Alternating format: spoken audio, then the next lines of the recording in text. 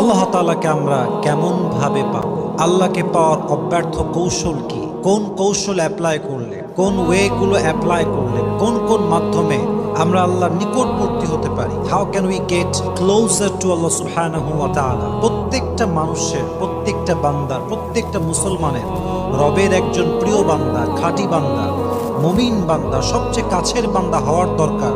যুবক ভাইরা বলেন তো, সবাই আছে না নাই?